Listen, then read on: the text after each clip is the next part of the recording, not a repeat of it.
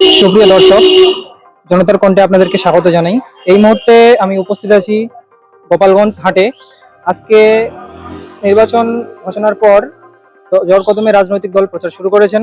আজকে রাজনাথ সিং প্রতিরক্ষা মন্ত্রী রোড শো করলেন। শুভেন্দু সরকারের সমর্থনে প্রতিরক্ষা মন্ত্রী রাজনাথ সিং রোড শো করলেন।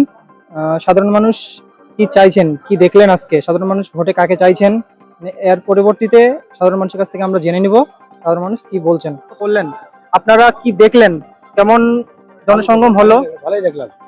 কি চাইছেন আপনারা, মানে পরবর্তীতে কি চাইছেন? আমরা আগে মোদিকে চাই। গোপালগঞ্জ বিধানসভায় আপনারা যে এখন উন্নয়ন দেখলেন, এর পরবর্তীতে যেই সরকারি আসুন না কেন, এর পরিবর্তে আপনারা পরবর্তীকালে কি কি উন্নয়ন দেখতে চান? চাকরি হবে, কলকারখানা হবে, এগুলো হলেই ভালো চাই।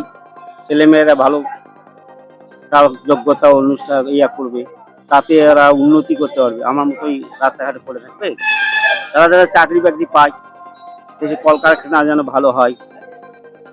কর্মসংস্থানের ব্যবস্থা করতে বলছেন, তাই তো? এটা হলে পরে ছেলে মেয়েরা কর্ম করে খেতে পারবে। প্রতিরক্ষা মন্ত্রী এসেছিল, তেমন সমাগম হয়েছিল লোকজনের, আপনারা কি দেখলেন? প্রচুর লোক, প্রচুর লোক, এবং লোক মানে এত লোক, মানে রাজনাথ সিং খুব ভালো, এবং মানে ওর সম্বন্ধে কেউ খারাপ বলতে পারবে না। হ্যাঁ, প্রচুর লোক, এবং পরিবর্তন দরকার আছে। এই দলই আসুন না কেন, আপনারা তাদের কাছে কি ত্যাগ চান আর কি? চাকরি হলে ভালো হয়, বেকার ছেলেরা চাকরি পাবে, এটাই। কলকারখানা হোক, চাকরি বাকরি হোক, হ্যাঁ, বেকারদের সমস্যা দূর হোক, এটাই চাই। দেখছেন এবার যে কে আসবে, কে আসতে পারে, এবার তো মনে হয় টিএমসি আসবে, কে আসতে পারে? আসতে পারে, আশা আছে। আমাদের আমাদের দাবি হলো যে জেনারেল ভোটার গুলাকে কাটে দিচ্ছে, ডিলেট করে দিচ্ছে, সেগুলো ভোট দিতে পারতেছে না। এর জন্য এখন আন্দোলন আমাদের করতে হবে। সেগুলো তুলতেছে কই, ওগুলা তুলুক, তারপরে যেন ভোট চায় আর কি। এই আসুক, এরপরে আর আমরা কি চাবো আর কি পাবো? ঘরের থেকে রাস্তার থেকে সবকিছু তো আমরা পাই গেছি। সময় আসুক, দিব, আর ভালো লাগবে। আপনারা উন্নয়ন চাইছেন তো? হ্যাঁ, অবশ্যই ভালো হোক, সবকিছু, সব দিক থেকে উন্নত হোক। কি দেখতে পাচ্ছেন এবার যে কোন সরকার আসতে চলেছে, কোন সরকার আসতে পারে? এখন কিরকম করে বলবো, মানুষের কথা, মানুষ বা কাকে মনস্থিতি কিছু তো আবভাব দেখছেন, মানে কি হতে পারে এইবার? ব্যাপারে আমরা আবভাব দেখতে পাচ্ছি, যত মুসলিম ভোট কাটিছে, এখন কেমন করে টিএমসি সরকার আসবে। আমাদের উন্নয়ন, রাস্তাঘাট, এটা তো আমরা চাই।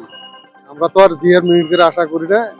রাস্তাঘাট, পানীয় জল, সেচের ব্যবস্থা, এগুলোই চাই। এবার তো কিছুটা হলো কৃষক বন্ধু দিচ্ছে। হ্যাঁ, কৃষক বন্ধু আমরা পাই। ভাতা আটকায় রাখছে, দেবো খালি বলে দেবো দেয় না। দিব বলে দিচ্ছে না। পরবর্তীতে যেন চালু করে, সেগুলো আপনাদের কাছে, সরকারের কাছে আপনারা বলুন যে বলি তো, আমরা বলি, মানে অফিস তো কাছে, আমরা অফিসে যাই, বলি হবে সরকার দিলেই হবে, এইরকম বলে। এই যে আমারই মনে হয় 73 বছর বয়স আমার চলছে এখন, কিন্তু ভাতা নেই, আমারও নেই, বাড়ি এরকম অনেক পাড়ার মধ্যে আটকে আছে। অফিসে গেলে অফিসার বলতেছে 4-5 হাজার ফর্ম আমাদের কাছে জমা হয়ে আছে, কিন্তু অর্ডার নেই।